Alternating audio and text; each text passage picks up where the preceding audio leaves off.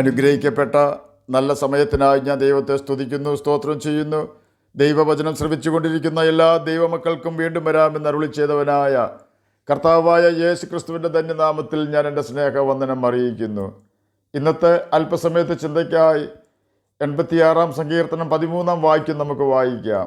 എന്നോടുള്ള നിൻ്റെ ദയ വലിയതല്ലോ, നീ എൻ്റെ പ്രാണനെ അധമ പാതാളത്തിൽ നിന്ന് രക്ഷിച്ചിരിക്കുന്നു. അനുഗ്രഹിക്കപ്പെട്ട ഒരു വേദവാക്യമാണ് നാം കേട്ടത്. ബൈബിളിലെ ആദ്യത്തെ 5 പുസ്തകങ്ങളായ ഉൽപ്പത്തി, പുറപ്പാട്, ലേവ്യ, സംഖ്യ, ആവർത്തന എന്നീ പുസ്തകങ്ങൾ പഞ്ചഗ്രന്ഥങ്ങൾ എന്ന പേരിലാണ് അറിയപ്പെടുന്നത്. 5 പുസ്തകങ്ങളുടെ കൂട്ടം എന്ന് അർത്ഥം വരുന്ന പേരാണ് പഞ്ചഗ്രന്ഥങ്ങൾ എന്നത്. ബൈബിളിൻ്റെ അടിസ്ഥാന ഗ്രന്ഥമാണ് പഞ്ചഗ്രന്ഥം. ഈ പുസ്തകം അംഗീകരിക്കുന്ന എഴുത്തുകളെ മാത്രമേ 1-ാം നൂറ്റാണ്ടിലെ സഭാപിതാക്കന്മാർ ബൈബിളിൽ ഉൾപ്പെടുത്തിയിട്ടുള്ളൂ. ആദ്യത്തെ 5 പുസ്തകങ്ങൾ അംഗീകരിക്കാത്ത 1000-ൽ അധികം പുസ്തകങ്ങൾ വേറെയുണ്ട്. എന്നാൽ ആദ്യത്തെ 5 പുസ്തകങ്ങൾ വളരെ പ്രധാനപ്പെട്ടതാണ്. ആ പുസ്തകങ്ങളെ ന്യായപ്രമാണ പുസ്തകം എന്നും വിളിക്കുന്നു. മനുഷ്യൻ അനുസരിക്കേണ്ട കാര്യങ്ങളാണ് ആ പുസ്തകങ്ങളിൽ എഴുതിയിരിക്കുന്നത്. ദൈവമാണ് മോശയ്ക്ക് ന്യായപ്രമാണം കൊടുത്തത്. അതുകൊണ്ടാണ് ആ പുസ്തകങ്ങൾ വിലയുള്ളതായി തീർന്നത്. ന്യായപ്രമാണ പുസ്തകം ഒറിജിനൽ സ്വർഗത്തിൽ എന്നേക്കും സ്ഥിരമായി സൂക്ഷിച്ചിരിക്കുന്നുവെന്ന് 119 സങ്കീർത്തനം 89 വാക്യത്തിൽ രേഖപ്പെടുത്തിയിരിക്കുന്നു. നിന്റെ വചനം എന്ന് ബൈബിളിൽ എഴുതിയിരിക്കുന്നത് ദൈവത്തിൻ്റെ ന്യായപ്രമാണത്തിനെയാണ്. നമ്മുടെ കൈവശമുള്ള 66 പുസ്തകങ്ങളുടെ സമാഹാരത്തെ എഴുതപ്പെട്ട ദൈവവചനം അഥവാ റിട്ടൺ വേർഡ് ഓഫ് ഗോഡ് എന്നും ലോഗോസ് എന്നുമാണ് വിളിക്കുന്നത്. എന്നാൽ വെളിപ്പാട് പുസ്തകം 19-ാം അധ്യായം 13-ാം വാക്യത്തിൽ അവന് ദൈവവചനം എന്ന് പേർ എന്നത് ലിവിങ് വേർഡ് ഓഫ് ഗോഡാണ്, അഥവാ കർത്താവായ യേശു ക്രിസ്തുവാണത്.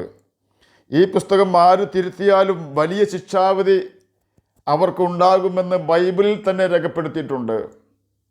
ബൈബിളിലെ ആദ്യ 5 പുസ്തകങ്ങളെ ന്യായപ്രമാണ പുസ്തകം എന്ന് പറയുമ്പോൾ തന്നെ ആ ന്യായപ്രമാണ പുസ്തകത്തിൽ 3 വിധത്തിലുള്ള പ്രമാണങ്ങൾ അടങ്ങിയിട്ടുണ്ട്. Moral law, ceremonial law, civil law എന്നിവയാണ് അത്. ഇതിൽ സെറിമോണിയൽ ലോ മാറിപ്പോയി. യേശു ക്രിസ്തുവിൻ്റെ ക്രൂശ് മരണത്തോടെ സകലവിധ പഴയ നിയമ ആചാരാനുഷ്ഠാനങ്ങളും നീങ്ങിപ്പോയി. ആചാര അനുഷ്ഠാനങ്ങളും കർമ്മമാർഗങ്ങളുമാണ് സെറിമോണിയൽ ലോയിൽ ഉള്ളത്. പെരുന്നാളുകൾ, വാവുകൾ മുതലായവ എല്ലാം സെറിമോണിയൽ ലോയിൽ ഉൾപ്പെടുന്നു. അഹരോന്റെ പൗരോഹിത്യം മാറിപ്പോയതിനാൽ ആ പൗരോഹിത്യത്തിൻ്റെ കീഴിൽ വരുന്ന ന്യായപ്രമാണത്തിലെ സെറിമോണിയൽ ലോ പൂർണ്ണമായി മാറിപ്പോയി എന്നാണ് എബ്രായർക്ക് എഴുതിയ ലേഖനം 7-ാം അധ്യായം 12-ാം വാക്യത്തിൽ രേഖപ്പെടുത്തിയിരിക്കുന്നത്.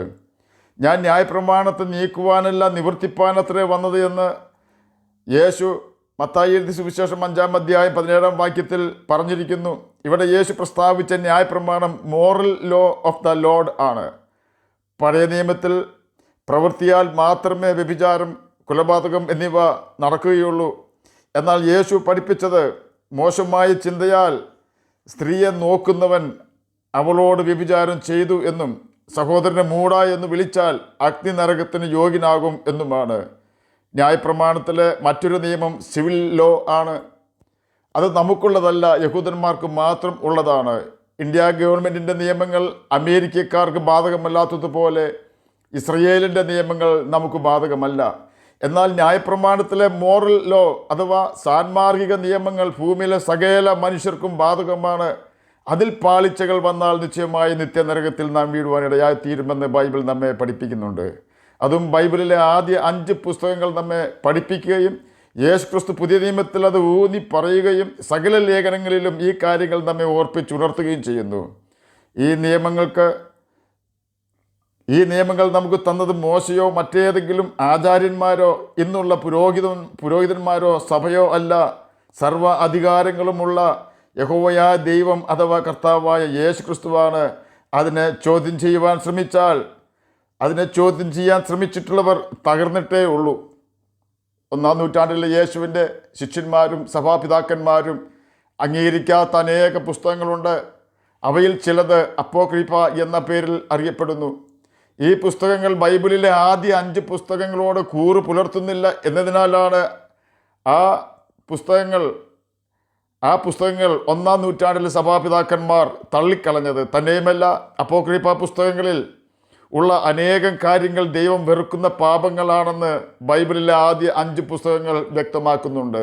ഒരു മനുഷ്യൻ എങ്ങനെ ജീവിക്കണമെന്നും എങ്ങനെ ജീവിക്കുവാൻ പാടില്ല എന്നും ബൈബിൾ വ്യക്തമായി പഠിപ്പിക്കുന്നു.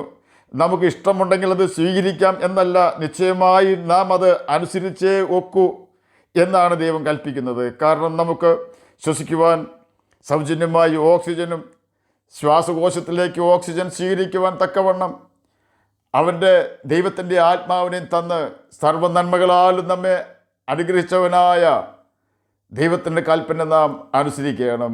ദൈവത്തിൻ്റെ ന്യായപ്രമാണം ചെറിയ പ്രായം മുതൽ പഠിക്കുകയും അനുസരിക്കുകയും ദൈവത്തിന് വേണ്ടി ജീവിക്കുകയും ദൈവത്തെ ഭയപ്പെടുകയും ചെയ്തിരുന്ന ഒരു വ്യക്തിയായിരുന്നു ദാവീദ്. തൻ്റെ അപ്പൻ്റെ ആടുകളെ മേയ്ക്കുന്ന ജോലിയായിരുന്നു തനിക്ക്. ആടിന് തീറ്റുന്ന സ്ഥലത്ത് പോലും കിന്നരം ഉപയോഗിച്ച് ദൈവത്തെ പാടി സ്തുതിക്കുന്നവനും ദൈവത്തിൻ്റെ പ്രിയ മകനുമായിരുന്നു ദാവീദ്. ദൈവം അവനെ തള്ളയാടുകളെ മേയ്ക്കുന്ന ജോലിയിൽ നിന്നും ഉയർത്തി. ആ കാലത്ത് ഇസ്രയേലിൻ്റെ രാജാവായിരുന്ന ശൗലിനെ നീക്കി ഇസ്രയേലിൻ്റെ രാജാവാക്കി തീർത്തു. ഇസ്രയേലിൻ്റെ രാജാവാക്കുവാൻ ദൈവം അവനിൽ കണ്ട ഒരേ ഒരു യോഗ്യത, ദൈവത്തിൻ്റെ ഇഷ്ടമെല്ലാം അവൻ ചെയ്യും എന്നതായിരുന്നു. അതുകൊണ്ട് തന്നെ അവനെ ദൈവത്തിന് ബോധിച്ചു. ഇസ്രയേലിന് രാജാവാക്കി അവനെ ഉയർത്തി. അവൻ്റെ മുൻവാശക്കാരനായ ശൗൽ അതിനെ എതിർത്തെങ്കിലും യഹോവയാൽ അവൻ രാജാവാകുവാൻ തിരഞ്ഞെടുക്കപ്പെട്ടവനാകയാൽ അവനെ തോൽപ്പിക്കുവാൻ ആർക്കും കഴിഞ്ഞില്ല. ദാവീദിനോട് യുദ്ധം ചെയ്തവർ ഗിൽബോവ പർവ്വതത്തിലും വനത്തിലും കയറിലും അവസാനിച്ചു. അവരെ ആരെയും ദാവീദ് ഉപദ്രവിക്കുകയോ കൊല്ലുകയോ ചെയ്തില്ല. ദാവീദിൻ്റെ ശത്രുക്കൾ അവരുടെ അനുസരണക്കേടിനാൽ, അവരുടെ ദൈവത്തോടുള്ള അനുസരണക്കേടിനാൽ അവർ തന്നെ മരണം വരിച്ചു. അങ്ങനെ ദാവീദിൻ്റെ സിംഹാസനം സ്ഥിരമായി. സാഹചര്യങ്ങളെല്ലാം തനിക്ക് അനുകൂലമായി. ദാവീദ് ഇസ്രയേൽ രാജാവായി വാണുകൊണ്ടിരിക്കുമ്പോൾ ദാവീദിൻ്റെ പ്രധാനമന്ത്രിയായിരുന്ന അഹിതോഫലിൻ്റെ മകനായ ഏലിയാമിൻ്റെ മകളും ഊരിയാവിൻ്റെ ഭാര്യയുമായിരുന്ന ബത്ശേബയെ ഭാര്യയായി എടുത്ത് വ്യഭിചാരം ചെയ്യുകയും ബത്ശേബയുടെ ഭർത്താവായ ഊരിയാവിനെ വാൾ കൊണ്ട് കൊല്ലിക്കുകയും ചെയ്തു. അന്യപുരുഷൻ്റെ ഭാര്യയെ സ്വന്തം ഭാര്യയായി സ്വീകരിച്ചാൽ ദൈവത്തിൻ്റെ ന്യായപ്രമാണം അനുസരിച്ച് 2 പേരെയും കല്ലെറിഞ്ഞു കൊന്നുകളയണം. രാജാവും ബത്ശേബയും വയലിൽ വെച്ചാണ് ഒന്നിക്കുന്നതെങ്കിൽ ദാവീദിനെ മാത്രം കൊന്നുകളഞ്ഞാൽ മതിയായിരുന്നു. കാരണം വയലിൽ വെച്ച് പ്രശ്നമുണ്ടാകുമ്പോൾ ബത്ശേബ നിലവിളിച്ചാലും അവളെ രക്ഷിക്കുവാൻ ആരും ഉണ്ടാവുകയില്ല. അതിനാലാണ് അവളെ കൊല്ലാതെ വിടണമെന്ന് ന്യായപ്രമാണം കൽപ്പിക്കുന്നത്. എന്നാൽ ബത്ശേബ രാജാവിൻ്റെ കൊട്ടാരത്തിൽ വിളിച്ച് വരുത്തപ്പെട്ടവളാണ്. അവൾക്ക് വേണമെങ്കിൽ രക്ഷപ്പെടുവാൻ കഴിയുമായിരുന്നു. ആകയാൽ ആ കുറ്റത്തിൽ അവളും പങ്കാളിയാണെന്ന് പറഞ്ഞാൽ തെറ്റില്ല. എന്നാൽ അവൾ ഇസ്രയേൽക്കാരത്തി അല്ലാത്തതിനാൽ അവൾക്ക് ന്യായപ്രമാണം ബാധകമല്ലായിരിക്കാം, അത് നമുക്കറിയില്ല. എന്നാൽ ദാവീദ് നിശ്ചയമായും വ്യഭിചരിച്ചു. അവൻ കല്ലെറിഞ്ഞ് കൊല്ലപ്പെടേണ്ടവനാണ്. അതുപോലെ തന്നെ ഊരിയാവിന് വാൾ കൊണ്ട് കൊല്ലിച്ചു. ആ വകയിലും അവൻ കൊല്ലപ്പെടേണ്ടവനാണ്. ഈ 2 പാപങ്ങൾക്കും ഇസ്രയേലിൽ യാഗമില്ല. ആ യാഥാർത്ഥ്യം നാം മറന്നു പോകരുത്. അല്പം ശിക്ഷയെല്ലാം ദൈവത്തിൽ നിന്നും ലഭിച്ചെങ്കിലും ദൈവം അവനോട് കരുണ കാണിച്ച് മരണത്തിൽ നിന്നും അവനെ രക്ഷിച്ചു. അന്ന് അവൻ്റെ പാപത്തിന് ദൈവം അവനെ കൊന്നുകളഞ്ഞിരുന്നെങ്കിൽ അവൻ നിത്യ നരകത്തിന് യോഗ്യനായി തീരുമായിരുന്നു. 86-ാം സങ്കീർത്തനം 13-ാം വാക്യത്തിൽ ദാവീദ് പറയുകയാണ്, ദൈവമേ, എന്നോടുള്ള നിന്റെ ദയ വലിയതല്ലോ, നീ എൻ്റെ പ്രാണനെ അധമപാതാളത്തിൽ നിന്ന് രക്ഷിച്ചിരിക്കുന്നു. അധമപാതാളം എന്നതിന് ഇംഗ്ലീഷ് ബൈബിളിൽ എഴുതിയിരിക്കുന്നത് ലോവസ്റ്റ് ഹെൽ എന്നാണ്. നമ്മുടെ കർത്താവായ യേശു ക്രിസ്തു ലോവസ്റ്റ് ഹെല്ലിന് പറഞ്ഞിരിക്കുന്നത് ഏറ്റവും പുറത്തുള്ള ഇരുട്ട് എന്നാണ്. ഇത് നരകത്തിൽ ഏറ്റവും പുറത്തുള്ള ഇരുട്ടാണോ എന്ന് നമുക്കറിയില്ല. എങ്കിലും നരകം എന്നത് വേദനാജനകം തന്നെയാണ്.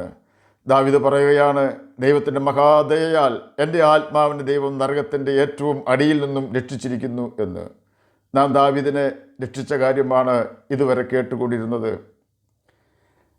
അതേ ദൈവം നിത്യനരകത്തിൽ നിന്നും നമ്മെ രക്ഷിക്കുവാൻ എന്ത് ചെയ്തു എന്ന് അല്പമായി ചിന്തിക്കുവാൻ ഞാൻ കർത്താവിൽ ശരണപ്പെടുന്നു. പശുത്തൊട്ടി മുതൽ കാൽവരി ക്രൂശ് വരെയുള്ള യേശുവിൻ്റെ ജീവിതം കഷ്ടതയും നിന്ദയും പ്രതികൂലങ്ങളും നിറഞ്ഞതായിരുന്നു. കന്യകയിൽ നിന്നും അവൻ ജനിച്ചു. അതുപോലെ ഭൂമിയിൽ ആരും ജനിച്ചിട്ടില്ല. 30 വയസ്സിൽ തൻ്റെ പരസ്യ ശുശ്രൂഷ തുടങ്ങിയത് മുതൽ കാൽവരി ക്രൂശിൽ അവൻ തകർക്കപ്പെടുന്നത് വരെ വലിയ അത്ഭുതങ്ങളും അടയാളങ്ങളും ചെയ്തു. അവൻ ചെയ്ത അത്രയും അത്ഭുതങ്ങൾ അടയാളങ്ങൾ ഭൂമിയിൽ ആരും ചെയ്തിട്ടില്ല. മറ്റാരും ചെയ്തിട്ടില്ലാത്ത പ്രവൃത്തികളെ ഞാൻ ചെയ്തിട്ടില്ല എങ്കിൽ അവർക്ക് പാപമില്ലായിരുന്നു എന്ന് യേശു തന്നെ പ്രസ്താവിച്ചിട്ടുണ്ട്. ജനങ്ങളുടെ ഇടയിൽ വലിയ സ്വാധീനമായിരുന്നു യേശുവിന്. അത്ര സ്വാധീനം മറ്റൊരു നേതാവിനും ഉണ്ടായിട്ടില്ല. അവൻ സഹിച്ച നിന്ന ഇന്നുവരെയും ആരും സഹിച്ചിട്ടില്ല. അവൻ സഹിച്ച അപമാനം ഇന്നുവരെയും ആരും അനുഭവിച്ചിട്ടില്ല. അവൻ ഏറ്റിട്ടുള്ള തുപ്പൽ ആരും ഏറ്റിട്ടില്ല. അവനെപ്പോലെ ഇന്നുവരെ ആരും മറ്റുള്ളവരാൽ കൈവിടപ്പെട്ടിട്ടില്ല. യേശുവിനെ പോലെ വ്യസനപാത്രമായി തീർന്നവൻ മറ്റാരുമില്ല. എന്നാൽ വിദ്യാഭ്യാസം ചെയ്യാതിരുന്ന യേശുവിനെ പോലെ ജ്ഞാനിയായിരുന്ന ഒരുത്തനും ഭൂമിയിൽ ജനിച്ചിട്ടില്ല. ഒരു പുസ്തകം പോലും യേശു എഴുതിയിട്ടില്ല. എന്നാൽ അവനെക്കുറിച്ചുള്ള പുസ്തകങ്ങൾ പോലെ ആരെക്കുറിച്ചും ഭൂമിയിൽ ഇത്രയധികം പുസ്തകങ്ങൾ എഴുതിയിട്ടില്ല. അവനൊരു പാട്ടും എഴുതിയിട്ടില്ല. എന്നാൽ അവനെക്കുറിച്ചുള്ള പാട്ടുകൾ ഭൂമി മുഴുവൻ നിറഞ്ഞിരിക്കുകയാണ്. അവൻ വിദ്യാഭ്യാസം ചെയ്തിട്ടില്ല എങ്കിലും അവനെ നല്ല ഗുരു എന്നാണ് വിളിച്ചിരുന്നത്. കാരണം എല്ലാ അധ്യാപകന്മാരും സമർത്ഥരായ കുട്ടികളെ പഠിപ്പിച്ച് തങ്ങളുടെ കഴിവ് കൊണ്ട് കുട്ടി സമർത്ഥനായി തീർന്നു എന്ന് പറയുവാൻ സമർത്ഥന്മാരെ മാത്രം സ്വീകരിക്കുമ്പോൾ യേശു അല്പം പോലും കഴിവില്ലാത്തവരെ പഠിപ്പിച്ച് ശ്രേഷ്ഠരാക്കി തീർത്തിരിക്കുന്നു. ഗ്രഹിക്കുവാൻ കഴിവില്ലാത്തവരെ ഒഴിവാക്കി അവരുടെ ബുദ്ധിയെ ഗ്രഹിക്കുവാൻ കഴിവില്ലാത്തവർ ഒഴിവാക്കുന്നവരാണ് ഭൂമിയിലെ ടീച്ചേഴ്സ്. എന്നാൽ കർത്താവായ യേശു ക്രിസ്തു ഗ്രഹിക്കുവാൻ കഴിവില്ലാത്തവരെ അവരുടെ ബുദ്ധിയെ തുറന്ന് ജ്ഞാനം നിക്ഷേപിക്കുന്നവനാണ്. കാൽവരി ക്രൂശിൽ അവൻ അനുഭവിച്ച വേദനയും നിന്നയും പറഞ്ഞറിയിക്കുവാൻ ആർക്കും സാധ്യമല്ല. ഗത്സമന മുതൽ കാൽവരി ക്രൂശ് വരെ അവൻ പിച്ചി ചീന്തപ്പെട്ടു. എന്തിനു വേണ്ടിയാണ് അതെന്ന് ചോദിച്ചാൽ യേശു പറയും, നിനക്ക് വേണ്ടിയാണ്, എനിക്ക് വേണ്ടിയാണ് എന്ന്. എല്ലാവരും താൻ കേമനാണെന്നും ദൈവമാണെന്നും പറഞ്ഞ് മനുഷ്യരാൽ ആരാധന സ്വീകരിക്കുമ്പോൾ ദൈവമായ കർത്താവായ യേശു ക്രിസ്തു മനുഷ്യനായി ഭൂമിയിൽ വന്ന് മനുഷ്യനെ സേവിച്ചു. എന്തിനു വേണ്ടിയെന്ന് ചോദിച്ചാൽ മനുഷ്യനെ താഴ്മയുള്ളവനാക്കി തീർത്ത് ദൈവരാജ്യത്തിൽ അവരെ അവകാശികളാക്കുവാനാണ്. നമ്മുടെ പാപങ്ങളിൽ നിന്ന് നമ്മെ രക്ഷിക്കുവാൻ യേശു കാൽവരി ക്രൂശിൽ നമ്മുടെ പാപവും ശാപവും സ്വന്തം ശിരസിൽ വഹിച്ചു. അവൻ്റെ അടിപ്പിണരുകളാൽ നമുക്ക് സൗഖ്യവും അധമപാതാളത്തിൽ നിന്ന് മോചനവും ദൈവമക്കൾ എന്ന പദവിയും ലഭിച്ചിരിക്കുന്നു. അത് നമ്മോടുള്ള യേശുവിൻ്റെ സ്നേഹവും കരുണയും അത്ര വലുതായിരുന്നു. നമ്മെ നിത്യനരകത്തിൽ നിന്ന് രക്ഷിക്കുവാനായി അവൻ്റെ ജീവൻ അവൻ നമുക്ക് വേണ്ടി കാൽവരി ക്രൂശിൽ തകർക്കുവാൻ ഏൽപ്പിച്ചു കൊടുത്തു.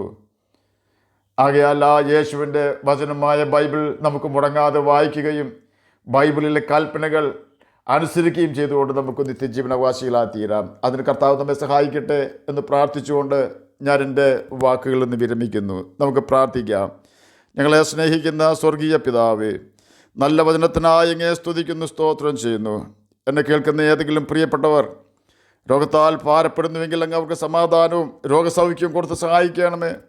അങ്ങേ തിരിച്ചറിയാത്ത ഏതെങ്കിലും പ്രിയപ്പെട്ടവർ എന്നെ കേൾക്കുന്നുണ്ടെങ്കിൽ തിരിച്ചറിയാത്തക്കവണ്ണം അവരുടെ ഹൃദയക്കണികളെ തുറക്കണമെന്ന് അടിയൻ പ്രാർത്ഥിക്കുന്നു.